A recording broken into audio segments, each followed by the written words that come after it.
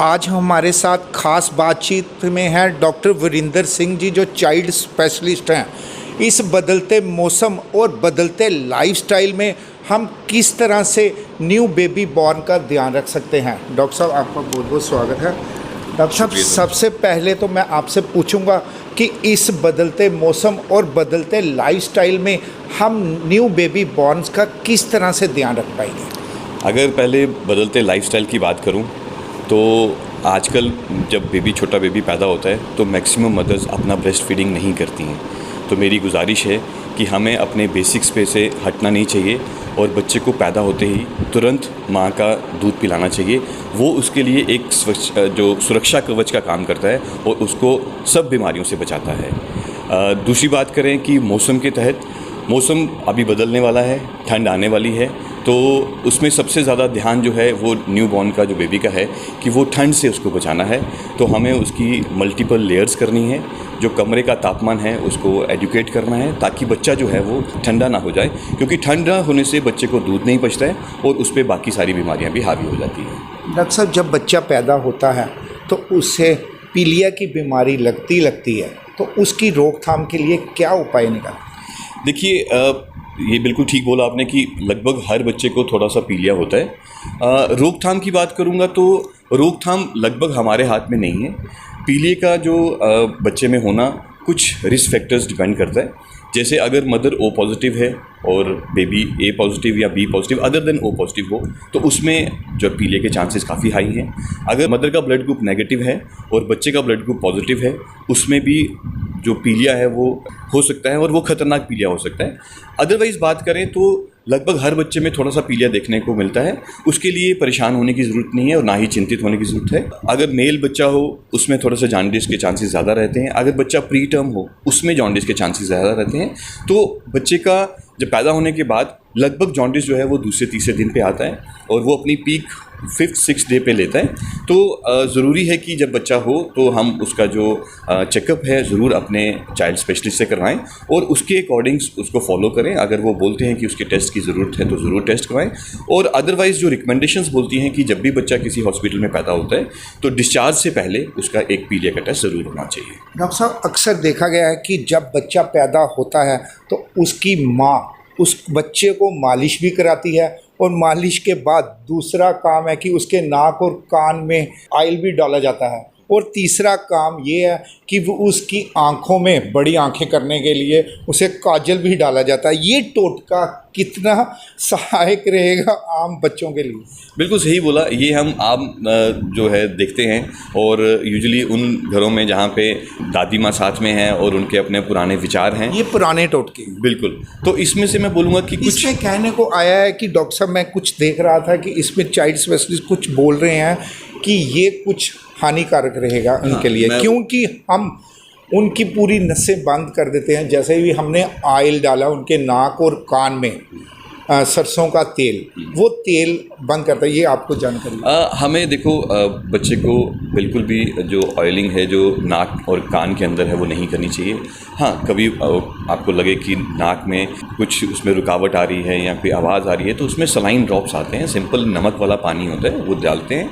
और ऐसा नहीं है कि उसको हमें ऑयल डालना है और उसके कान में ऑयल डालना है, ऐसा कुछ नहीं है। दूसरी बात आपने कही मालिश की, तो हल्के हाथों से माँ अगर अपने बच्चे को, नारियल का तेल जो है वो साइंटिफिकली कंसीडर किया जाता है बेस्ट।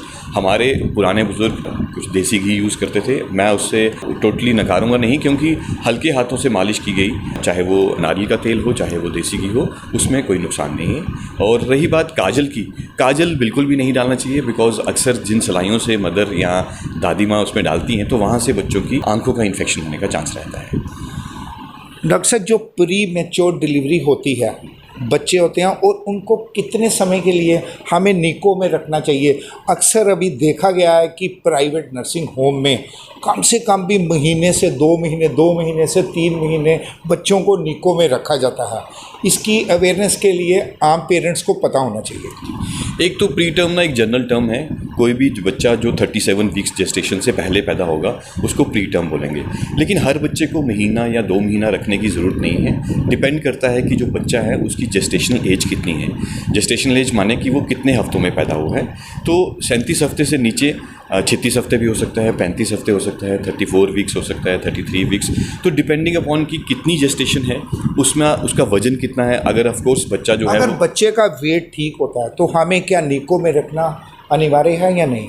देखो, अगर बच्चा बिल्कुल ठीक है, वो तंदुरुस्त है, एकदम पैदा होते ही बच्चा अच्छे से रोया है, उसका वजन अच्छा है, उसकी जेस्टेशन पूरी है, तो उसको इमीडिएटली माँ के साथ लगाने की ज़रूरत है, जिसको हम स्किन टू स्किन कॉन्टैक्ट बोलते हैं। और इमीडिएटली जो बच्चा है वो आजकल इनफैक्ट जो रिकमेंडेशन है कि बच्चे को माँ के पेट के ऊपर, पैदा होते ही माँ के पेट के ऊपर रखा जाए, और उसकी जो कॉर्ड है बहुत ज़्यादा उसको भी- इफेक्ट पड़ेगा। Yes, उसको जो कॉर्ड है, जो जिसको नाड़ू बोलते हैं, उसको भी 1 से 3 मिनट के बीच में काटा जाए। जैसे जब बच्चा पैदा हुआ उसके माँ को पेट के ऊपर रखना है और काट के वहीं पे रखना है और उसको वहीं सुखाना है, और साथ में ब्रेस्ट अगर ये क्लॉथ जो करवानी है। सजेस्ट आप कर रहे हो, मुझे नहीं लगता कि किसी डॉक्टर ने अभी तक, मैं जी कितने भी यूट्यूब से वो चैनल पढ़े हैं, किसी ने डॉक्टर ने कहा कि चलो ये अपनी अपनी थिंकिंग होती है, हम किसी के खिलाफ क्या बोल सकते हैं, मगर जो आपने बोला वो ठीक बात। देखो, these are the recent recommendations, और साइंस जो है हर समय नई नई तरक्की करता है। तो अभी पिछले कुछ सालों से, मैं बोलूँगा कि ये कोई बड़ी रीसेंट नहीं है, कुछ सालों से यही प्रथा है, और हमें यही प्रोपोगेट करना चाहिए आम सोसाइटी में भी, कि जैसे ही बच्चा नॉर्मल पैदा होता है उसको इमीडिएटली बच्चे को माँ के पेट के ऊपर रखा जाए। अगर वो बिल्कुल फर्स्ट क्लास है, बच्चे ने अच्छे से क्राई किया है, बच्चा जो एक्टिव है, बच्चे का कलर अच्छा पिंक है, उस बच्चे को इमीडिएटली ब्रेस्ट क्लॉथ करनी चाहिए, ताकि माँ और बच्चे का जो फासला है वो बिल्कुल भी ख़त्म हो जाए, और उसकी जो ब्रेस्ट फीडिंग है वो उसी समय शुरू हो जाएगी। इससे 2 फ़ायदे मिलते हैं। एक तो बच्चा माँ के साथ स्किन टू स्किन कॉन्टैक्ट में, हाइपोथर्मिया में नहीं जाता है। दूसरा, उसकी जो अमूमन देखा गया है कि जो ब्रेस्ट फीडिंग या उसकी जो फर्स्ट फीड है वो अक्सर डिलेड रहती है। बच्चा पैदा होते ही बाहर ले जाते हैं, उसको घर के जो बाकी सदस्य हैं या घर के जो ग्रैंड पेरेंट्स हैं उनके पास दिया जाता है, वो अपनी खुशियाँ मनाना शुरू हो जाते हैं, और अक्सर बच्चे की जो फर्स्ट फीड है वो डिलेड हो जाती है। तो इन सब का जो एक सिंपल सोल्यूशन है कि बच्चे को पैदा होते ही माँ के ऊपर रखा जाए, और माँ को उसी समय सेंसिटाइज राइट फ्रॉम बिगनिंग से होना चाहिए। जब उसकी प्रेगनेंसी चल रही थी तो गायनेकोलॉजिस्ट से भी मेरी गुजारिश रहेगी कि वो उसकी जो मानसिक जो उसकी प्रेपरेशन है फॉर अर्ली ब्रेस्ट फीडिंग वो तभी से स्टार्ट कर दे, ताकि वो सेंसिटाइज रहे और उसकी ब्रेस्ट फीडिंग इमीडिएटली डॉक्टर शुरू हो साहब, जाए। आपने हाइथोपेनिया की बात की, मगर इस बात को मैं बोल रहा हूँ कि अभी जो लेटेस्ट जो माँ फीड्स नहीं कराना चाहती अपने बच्चे को, उनके लिए क्या खास राय है? देखो, मैं सिर्फ ये बोलना चाहूँगा कि माँ मैंने का अभी दूध, देखा है कि ब्रेस्ट फीडिंग अभी कोई भी माँ अपना फिगर चेंज होगा या कुछ भी होगा उसके लिए नहीं करवाना चाहती, उसके लिए क्या राय? मैं उनके लिए ना एक अपडेट देना चाहता हूँ कि माँ अगर अपने बच्चे को फीड करवाती है तो सबसे पहले जो आप फिगर के लिए बोला आपने, वो ऑटोमेटिकली बिल्कुल ठीक हो जाएगी, बिकॉज जो एक्सेस फैट्स और जो डिपॉजिट्स ड्यूरिंग प्रेगनेंसी उसका वेट गेन होता है वो सब का सब जो है वो दूध के रास्ते बच्चे को वहाँ से माँ के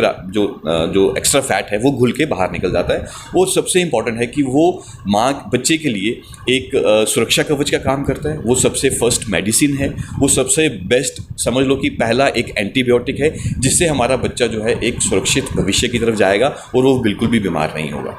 इसके अलावा मदर्स के लिए और भी बेनिफिट हैं अगर वो अपना दूध पिलाती हैं। मैं हर मदर को यही संदेश देना चाहता हूँ कि फर्स्ट 6 मंथ्स के लिए एक्सक्लूसिव ब्रेस्ट फीडिंग करें, और वो अपनी ब्रेस्ट फीडिंग 2 इयर्स तक कंटिन्यू कर सकते हैं।